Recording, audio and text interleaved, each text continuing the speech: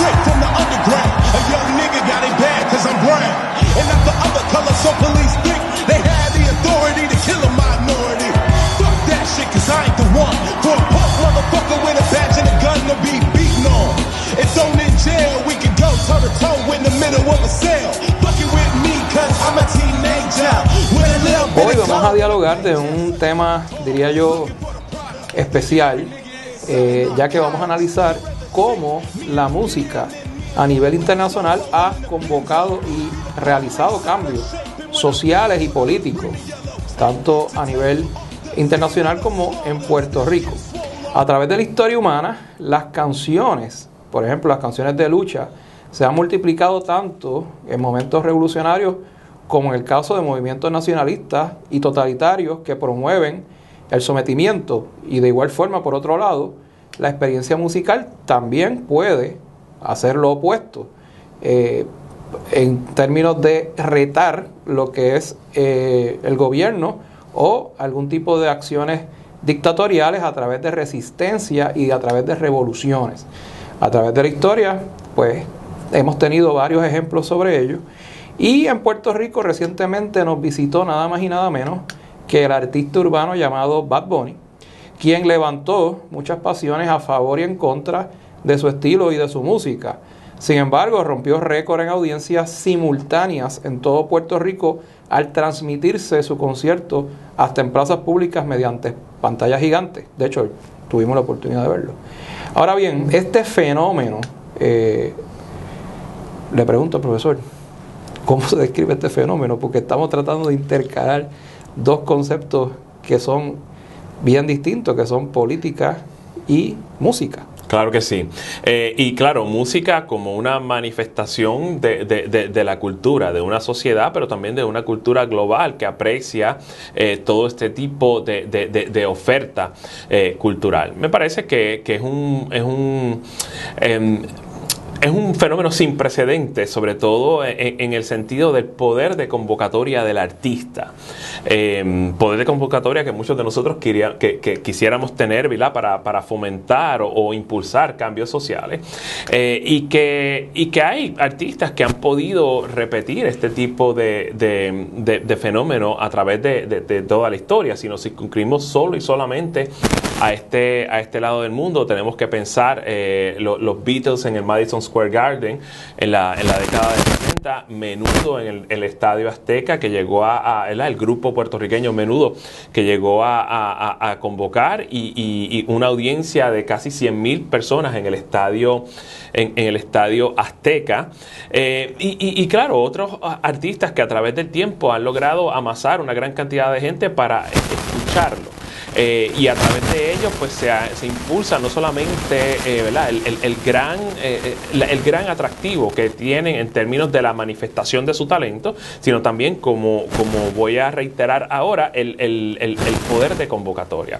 Así que el que pueda crear cambio social o no va a depender obviamente de la postura del artista, pero aún si no hay una intención detrás de ello, igual también el mero hecho de mencionar, o incluso, ¿verdad?, hoy día en esta coyuntura en donde la imagen también es importante, la imagen y la manera en cómo se visualiza el show o la presentación puede ser igual de radical que cualquiera de las letras de esa música. O sea, la música llega a un público receptor y la música toca de distintas maneras a un público que simple y sencillamente está sensible por distintas razones, porque hay un desarraigo social, económico, político, incluso cultural, y no necesariamente tiene que haber un mensaje explícitamente político en esa manifestación cultural, en esa música, sino el mero hecho de la presencia del artista y el poder de convocatoria que tiene. Y más allá de Bad Bunny, hemos visto otros ejemplos, hay precedentes, ¿verdad? Habíamos hablado de pensando yo acá, ¿verdad?, algunos ejemplos off the top of my head, los Beatles en la década del 60. Obviamente, luego ya entrando, ¿verdad?, en la segunda mitad de los 60, tenían un tono más marcadamente social y político, pero igual los Beatles tenían un poder de convocatoria enorme con su música, y aún así su imagen, la proyección de su imagen era sumamente radical. Pero no es solamente eso, también tenemos artistas mucho más recientes en términos relativos hablando, como Michael Jackson, que también movía a millones de personas y que no necesariamente tenía un mensaje altamente político, pero en términos rítmicos, en términos visuales, era muy atractivo. Mucha gente lo llegó a emular. Yo también me hacía los mojaditos y me ponía los jackets y claro está, los pantalones de cuero falso en la década del 80. Pero no solamente eso, ¿verdad? Madonna Ciccone, ¿verdad? La legendaria e inmortal Madonna, sí tuvo un mensaje que no necesariamente era político, pero definitivamente era culturalmente contestatario. Empezando, claro, con su canción inmortal, Like a Virgin, pero no solamente esa, Material Girl, entre otras, que también representaron en ese sentido una contrariedad hacia lo que supuestamente es la sociedad decente, la sociedad normal. Y claro, en términos latinoamericanos, artistas, ¿verdad? Artistas chilenos, como por ejemplo Víctor Jara, Violeta Parra, también atrayeron a las masas que de hecho, masas que todavía hoy, ¿verdad? En su avanzada edad continúan, ¿verdad? Usando ese referente, pero no solamente eso, su música trasciende más allá de eso, porque también, por ejemplo, la canción El Derecho de Vivir en Paz de Víctor Jara fue una de las canciones tema de esas manifestaciones en Chile en 2019. Así que estamos hablando de un evento o de un evento, una manifestación cultural que tiene multiplicidad de manifestaciones antes, ahora y las tendrá en el futuro, y que impactan más allá de eso, siendo incluso trayendo relevancia incluso a artistas que llevan años sin producir un solo disco. Recientemente, como habíamos comenzado durante el podcast, nos visitó el exponente urbano Bad Bunny, y las críticas obviamente han sido múltiples, a favor y en contra, al punto de que llevamos casi 2 semanas hablando del mismo tema. Y por esta razón es que hacemos este podcast, porque aunque la crítica sea negativa o positiva, sigue acaparando los medios. Y hoy un titular del periódico, no tengo la cifra exacta porque no la recuerdo, expresa que millones de dólares se movieron durante el pasado fin de semana por razón de esta interpretación de este artista urbano. Durante la época de los 90, yéndonos un poquito atrás ahora, ya el profesor reseñó la época de los 70 y 80, a principios de los 90 hubo una situación en California donde se grabó mediante vídeo y se difundió el asesinato de un afroamericano de nombre Rodney King.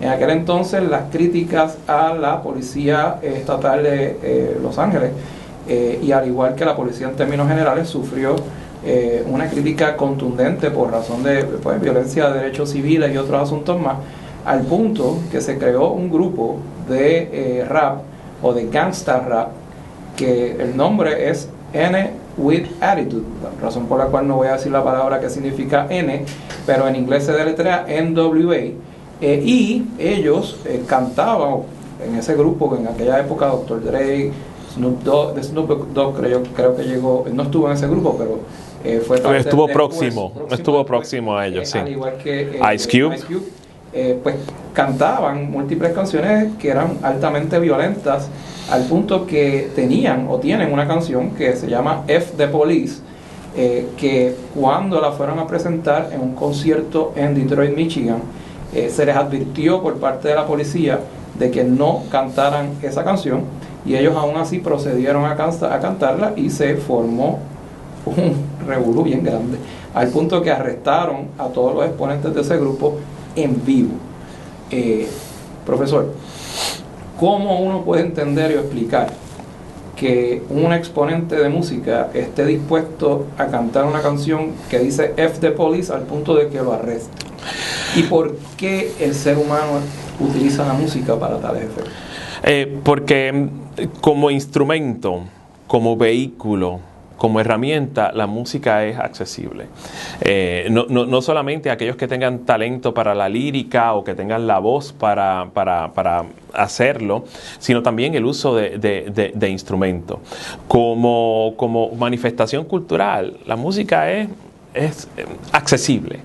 Es barata de articular. Y lo ha sido siempre, lo es más ahora que tenemos aparatos como nuestro teléfono celular donde podemos grabar música.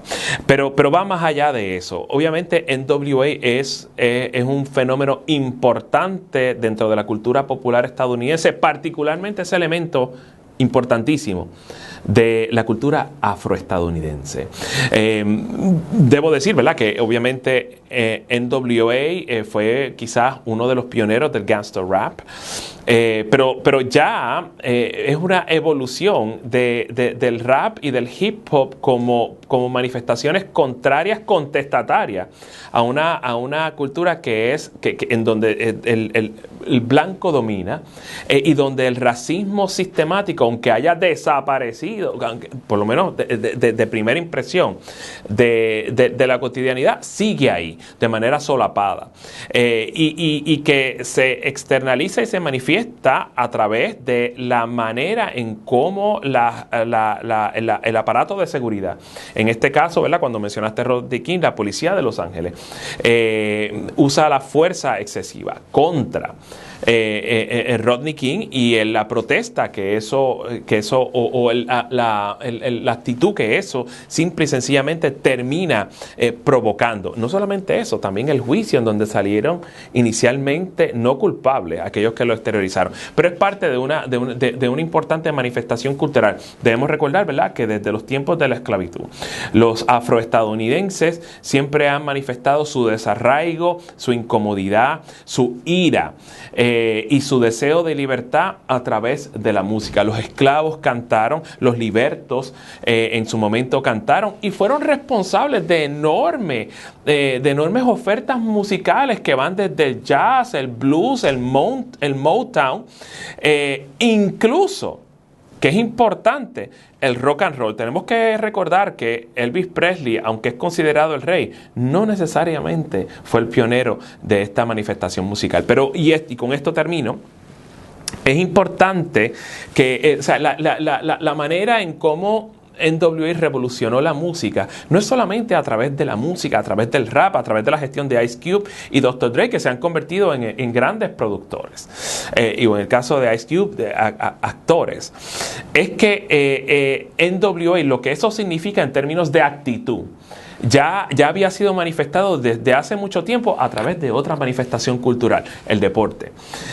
Antes de Cassius Clay, antes de Muhammad Ali, nunca habíamos visto un NWA, ¿verdad? Una persona afroestadounidense que de manera asertiva manifestara toda la molestia con el racismo sistemático que existe en los Estados Unidos. Y digo Cassius Clay, Muhammad Ali, porque él adquirió esa popularidad de enfrentar al Estado y de enfrentar la represión brutal del Estado a través del boxeo, y quizás se convirtió en una versión popular de ese gran intelectual afroestadounidense llamado James Baldwin, que hablaba de manera directa e incomodaba al establishment a través de su señalamiento de ese racismo sistemático.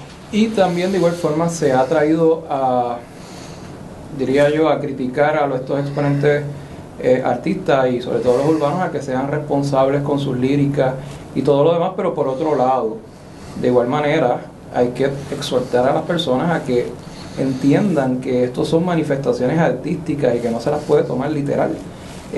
Uno no puede, constitucionalmente hablando, y esto lo digo más a la audiencia, uno no puede censurar previamente a alguien por una expresión, ni mucho menos tampoco puede censurar la música como una manifestación. Y una manifestación, te guste o no, tienes la opción de no escucharla. Y de igual forma, no tomarlo literal. Y a mí me parece, profesor, que Puerto Rico, dentro de su idiosincrasia y dentro de su psiquis colectiva, se está enfrentando a un fenómeno que está tocando unos nervios sociales particulares, el sector religioso, el sector político, el sector de bajos recursos, por ejemplo, y al final del día todos están al unísono criticándolo, ya sea para bien o para mal. Pero esto vuelve y se repite. ¿Cómo uno puede explicarle, profesor, a la gente, en palabras sencillas, cómo históricamente ocurren situaciones donde intérpretes, en este caso un urbano, cambian paradigma? En toda sociedad, no solamente Puerto Rico, siempre va a haber una facción por razones políticas, por razones religiosas o por una especie de elitismo cultural, van a criticar este tipo de oferta, este tipo de manifestación, simple y sencillamente. Y como bien dijiste, José Enrico, no es la primera vez. Me viene a la memoria especialmente a través de la historia de la música en Puerto Rico. Como, por ejemplo, en los 90, la salsa erótica que muchos disfrutamos en las ondas radiales, ¿verdad? Eddie Santiago, Frankie Ruiz, Lalo Rodríguez, incluso Gilberto Santa Rosa, tenía una salsa que tenía una letra sugestiva, mucho de ella compuesta obviamente por Omar Alfano, entre otros, que también tuvo una reacción visceral de los sectores más conservadores de Puerto Rico, sobre todo los sectores religiosamente conservadores. Pero ya esto ha trascendido y todas estas canciones se conocen universalmente, debo decir globalmente, precisamente por su contenido, por su ritmo, y porque obviamente la música, ¿verdad?, tropical lleva a todos no solamente a escucharla, sino a deleitarse a través del baile. Así que es importante, incluso también un poco con el rock en español, pero también incluso con grupos musicales como La Pandilla, que es el predecesor de Menudo. El mismo Menudo también recibió ciertas críticas. Obviamente la nueva canción en la década del 60, del 70, Roy Brown haciendo punto en otro son, ¿verdad?, que son explícitamente anticolonialistas, independentistas, pues obviamente también generaba una reacción visceral de los sectores políticamente conservadores en Puerto Rico. No es algo nuevo, no es algo que no hayamos experimentado anteriormente, es simple y sencillamente lo que yo podría considerar, ¿verdad?, politólogos al fin, parte del ciclo recurrente. Y con esto voy a concluir, profesor, y lo digo como una nota aparte. Yo tuve la oportunidad de escuchar la canción de Bad Bunny de Yo Perreo Sola. Uh-huh. Y obviamente la he escuchado en múltiples ocasiones a nivel comercial porque la ponían en distintas estaciones de radio, me parece editada, y estaba la otra versión. Y el vídeo, sobre todo, que fue lo más que me impactó. Y quería narrarle esto para ver qué usted interpreta. Yo, por lo menos, lo que interpreté de ese vídeo y de esa canción es el empoderamiento de la mujer o del trans o de cualquier persona que quiera literalmente pasarla bien solo o sola o sole o como le quiera. Exacto. O sea, y de ahí a decir que eso promueve los males sociales, pues mi recomendación es que usted, cuando escuche este tipo de música, puede hacerlo en dos situaciones: cuando está de fiesta, y hágalo cuando está en reposo, que va a notar la diferencia en la interpretación. Claro que sí, con la mente abierta. Correcto. Porque las circunstancias varían, y de igual forma hay canciones que se utilizan en películas que se estrenaron tan recientes como hace 2 o 3 semanas, que son canciones que fueron escritas y publicadas en la época de los 70 y 80, como por ejemplo recientemente la película de Thor, Love and Thunder, donde mayormente se utiliza lo de la época de los 80, que era el grupo de Guns N' Roses, casualmente, y nos reímos porque la pudimos ver, claro. O sea, nadie podía imaginarse que podían hacer una película tan creativa con unas canciones que escuchamos hace 20 o 30 años atrás. Y que en su momento también sostuvieron una crítica de parte, ¿verdad?, de sectores conservadores estadounidenses. Pero sí, o sea, Guns N' Roses es un grupo trascendental independientemente de los problemas que tuvieron posteriormente. Pero sí, cuando vemos la película Love and Thunder, muchos de nosotros probablemente buscamos en nuestra colección de álbum el Appetite for Destruction, simple y sencillamente, porque ahí contiene casi toda la banda sonora de la película. Pero para concluir, es importante también que aparte de las películas, sobre todo trayendo estas músicas del pasado, de los 80, la red social TikTok, que también es sujeto de controversia en Estados Unidos y en el resto del mundo, ha tenido un saldo positivo en traer al imaginario público, sobre todo las generaciones más jóvenes, la música de los 70, especialmente el gran grupo legendario llamado Fleetwood Mac. Y eso para mí crea un beneplácito enorme, fanático al fin de este grupo, de que las nuevas generaciones se manifiesten y puedan tener acceso a esto. Y realmente escogimos este tema porque es un tema que toca todas las vertientes a nivel social, político, cultural, y en Puerto Rico más que nada un país altamente cultural porque nos gusta la música. Claro. Y en cierta medida siempre hay que buscarle lo positivo a este tipo de situaciones y manifestaciones donde por lo menos este servidor la pasó muy bien en el pasado jueves. Sí, la pasamos muy bien. La pasamos muy bien. Le agradecemos, profesor, como siempre, su intervención y concluimos esta 14ª edición especial. Les invitamos a que accedan a www.verbumpr.com de manera que puedan acceder a nuestros cursos de educación jurídica continua accesibles para todo el público en general inmediatamente a precios sumamente razonables, y de igual forma sintonicen semanalmente este podcast que se publica a través de YouTube y a través de Spotify. Así que gracias y será hasta la próxima. Hasta la próxima.